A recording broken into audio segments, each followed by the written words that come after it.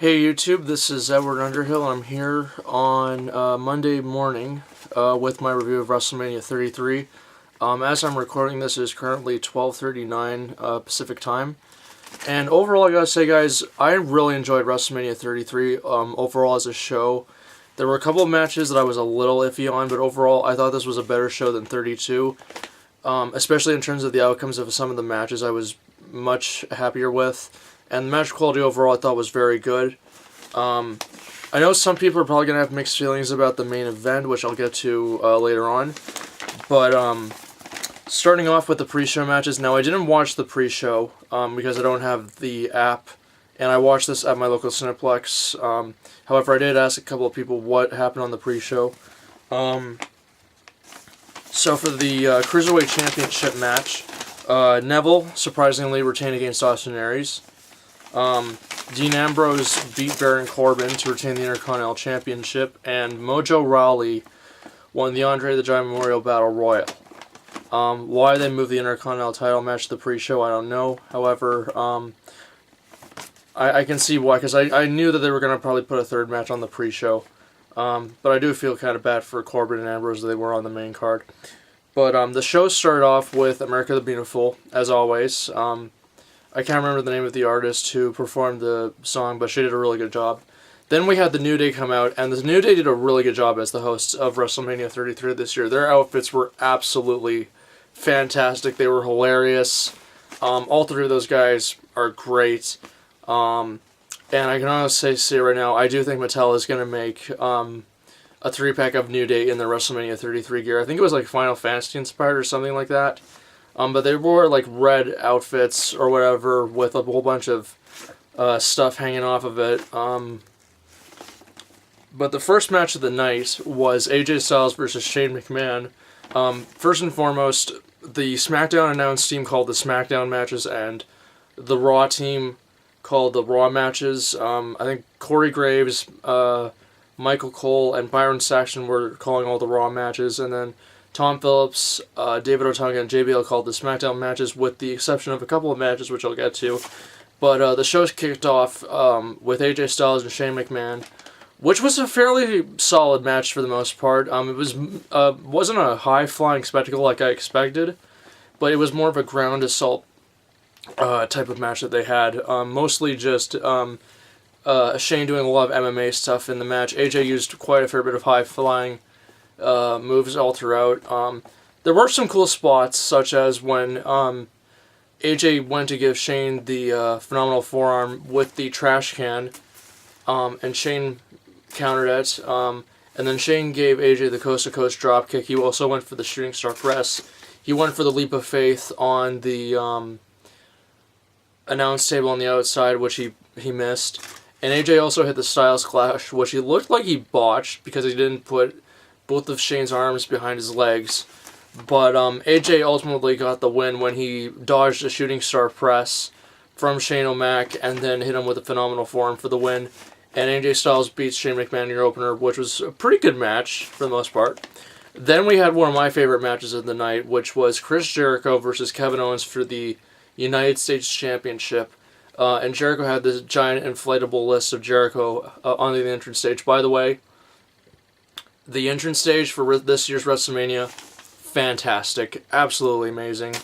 But yeah, Owens versus Jericho was a great match. Very back and forth. You know, they were countering each other's moves. You know, Owens was talking trash to Jericho all throughout the match. Jericho also came out wearing this layup scarf, which was really cool. But they kept going. And one spot in the match that I really like was when I think Jericho went to give Owens the code breaker, and he pinned Owens, but Owens got his finger on the bottom rope to break the count. But Owens also put Jericho in the walls of Jericho at one point, which was cool. And he also hit him with a cannonball on the ring apron. But Owens ultimately got the win when he hit Jericho with a powerbomb onto the ring apron, rolled him back into the ring, and then pinned him 1, 2, 3 to win the United States Championship in a great match. I would probably give it 4.5 stars maybe. But I'm really curious to see what they're going to do with Jericho and Owens going forward.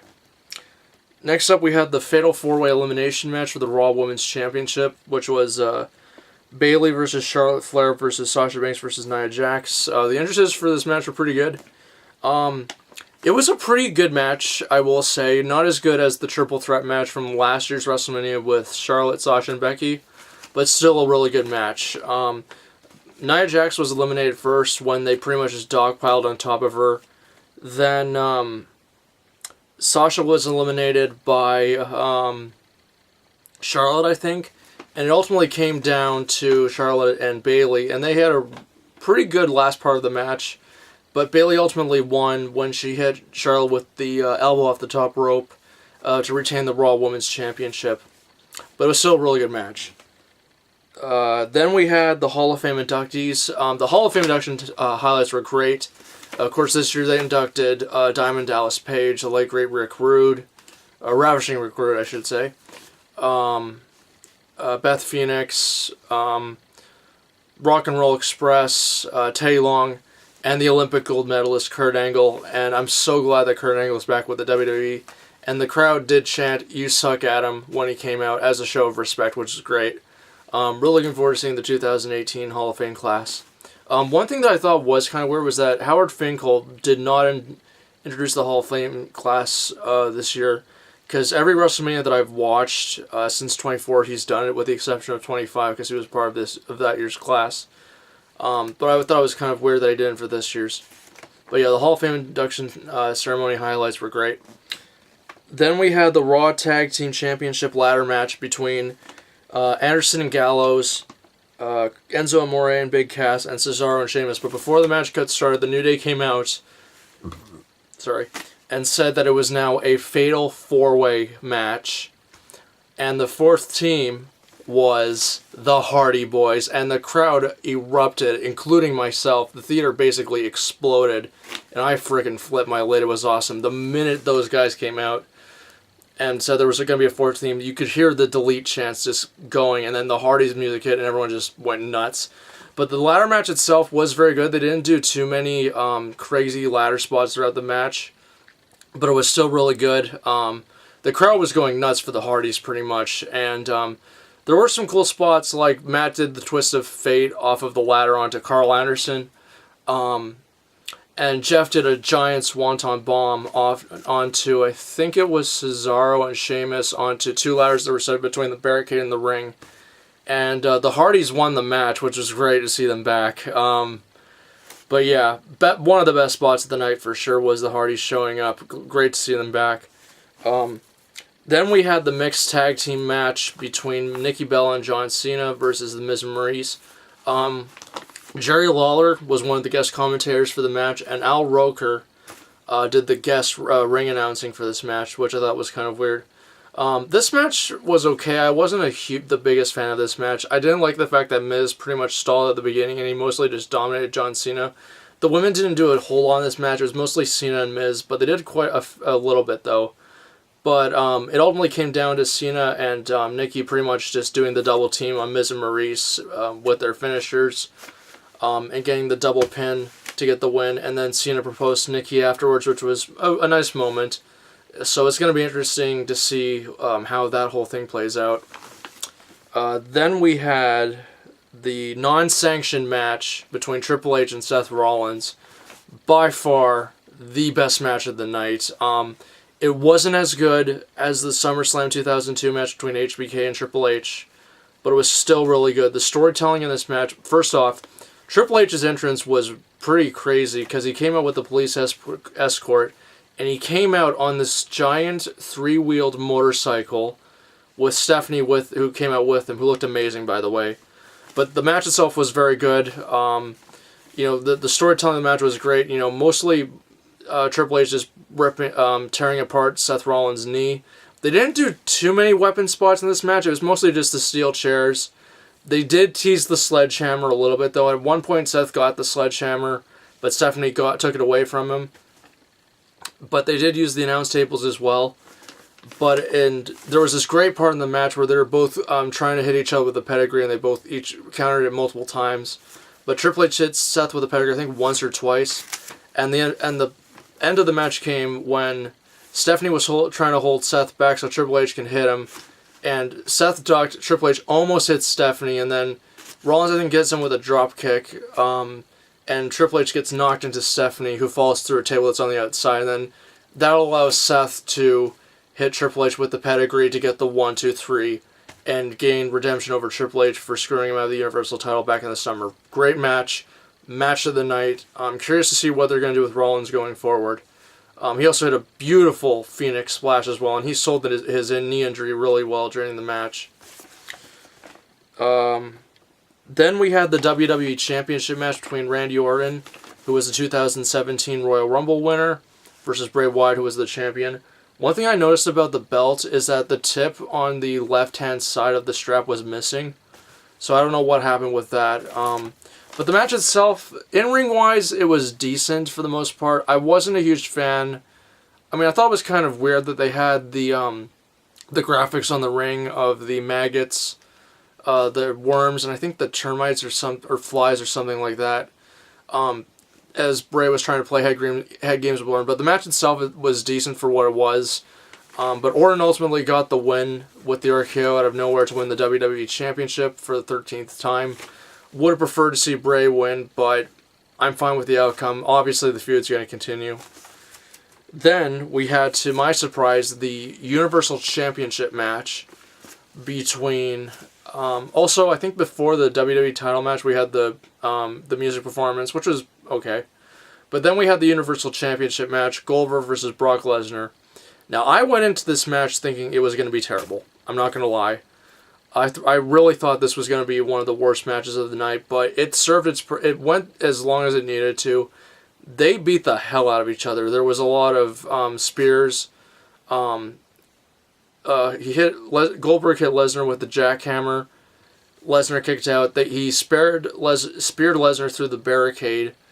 But then Lesnar ultimately gained momentum after he dodged a spear from Goldberg into the corner when he leapfrogged him, and then he hit him with, I think it was like 10 German suplexes before finally hitting him with the F5, and he got a 1, 2, 3, and Brock Lesnar is your new Universal Champion. Very curious to see what they're going to do with Lesnar going forward. But I am happy that he won the match. Also, the crowd was booing Goldberg, which was weird considering that Goldberg is more of a good guy and Lesnar is a bit of the bad guy, I guess. But I guess the crowd did the double switch, I guess. But you know, good match for what it was. It wasn't a terrible match by any means, but it was good for what it was. And it did what it needed to do, and that was entertain the crowd, but also not be terrible. But nevertheless, I was happy with the outcome. Then we had the SmackDown Women's Championship 6-Pack Challenge, which was Alexa Bliss versus Becky Lynch versus Carmella with James Ellsworth, who looked like an idiot, by the way. Terrible fashion sense. Versus Natalya versus Mickie James versus Naomi. This match was okay for what it was. James Ellsworth had absolutely no business being out there, and he did get involved in the match, and he took an exploder suplex from Becky Lynch for his troubles. There was one cool spot where Natalya did do the double sharpshooter with, I think it was Naomi and Carmella, I think it was, which was ultimately broken up by, I think, Mickie James. But the match ended when Naomi made Alexa Bliss tap out to win the SmackDown Women's Championship back after she dropped her due to injury. Very happy to see Naomi win the belt back. Hopefully she'll get a longer run with it this time. Then we had, I think after that, we had the New Day coming out announcing the attendance, which was 75,245. Again, it's more than likely an embellished number, but you never know. And then last but not least, we have the main event, which was The Undertaker versus Roman Reigns. A couple of notes on this match before I talk about the match itself. First off, Jim Ross came out and called the match with Michael Cole and JBL, which I thought was great. Also, too, it was announced as a no-holds-barred match, which I thought was a little weird considering how the match ended up playing out, which I'll get to. But Roman Reigns came out first, and he was booed out of the building. Then The Undertaker came out, and Undertaker came out through a little platform that was on the ramp. That was about, probably, I'd say about halfway or two-thirds away from, or a third away from the ring. instead of starting from the top like everyone else did. Also, a couple of, I think, yeah, Sasha was driven on a car down to the ring for her entrance in the women's match. But Roman Reigns versus The Undertaker, the match itself overall, it wasn't a great match by any means, but it was a fairly slow-paced match for what it was. I don't think it's the worst match The Undertaker's had at WrestleMania. I still say the Giant Gonzalez match was his worst match. But this match, for what it was decent for what it was. It wasn't great. It was a fairly slow-paced match. You could definitely tell that Undertaker's age was slowly catching up to him. But he did the best that he could in this match. Again, with it being no holds barred, they didn't use a whole lot of weapons in this match. They only used, I think, like 1 or 2 steel chairs, and that was it. But there were a couple of table spots as well. Undertaker hit Reigns with the choke slam, the last ride, and the tombstone pile driver, and then Reigns kicked out. And then he put him in the Hell's Gate, which Reigns countered. And Reigns just kept hitting him with spears and Superman punches. And by then you could tell Undertaker was just pretty much done. And you knew at the back of your mind Reigns didn't want to finish the job, but he knew that he had to. And begrudgingly, the match ends with Reigns running the ropes 2 or 3 times before hitting Undertaker with one last spear. And the ref counts 1, 2, 3, and Roman Reigns beats The Undertaker 23-2. And then he leaves the ring, you see the fireworks go off, and then The Undertaker sits up, he gets up, the crowd's giving him a standing ovation, and it cuts away, they show the replay, it comes back, and The Undertaker's standing in the ring with the trench coat on, with the hat on. He looks at the crowd, he is about to leave, and then in a symbolic way of saying he was done, The Undertaker took off his MMA gloves, he took off his trench coat and folded it up, and he took off his hat, and he left it in the ring, and he left before doing one last fist pump to the crowd, and he descended from the ramp down to below the arena. The takeaway I get from this is that Undertaker is retiring, and as sad as I am to see him go, I don't think anyone can deny that The Undertaker had an amazing career in the WWE. I mean, 27 years of longevity from November 22nd, 1990 to 2017, to April 2nd, 2017. It's a sad day for everyone, but I think we should celebrate The Undertaker's career instead of hating Roman Reigns. I know most people would prefer to see The Undertaker win, but I do think, if he's going to go out, I think he should have put Reigns over. I know that's an unpopular decision, but I don't see how Taker winning would have made any major difference as far as Reigns' career goes, but Reigns winning, as sad as I was to see him win, I understand why it was done. But I think at the end of the day, we should celebrate The Undertaker's career instead of hating on Reigns for the rest of his time in the WWE. So, that'll do it for this review of WrestleMania 33, guys. Leave your thoughts and comments below on what you thought of the show. I thought the show overall was really good. I thought it was better than WrestleMania 32 by a large margin. Top match of the night definitely goes to Triple H and Rollins. Jericho versus Owens was great. The ladder match was really good. Seeing the Hardys come back was great. The 2 world title matches I thought could have been better. AJ versus Shane was pretty good. The 2 women's match, the Raw women's match was really good. The mixed tag was okay. The SmackDown women's championship match was alright. And the main event, for what it was decent. So overall, I'd say this WrestleMania was really good. It's going to be interesting to see what they do heading into WrestleMania 34 and also heading into SummerSlam now over the next few months. But thank you guys for watching this video, and I'll simply finish this off by saying, thank you, Undertaker. You will be missed.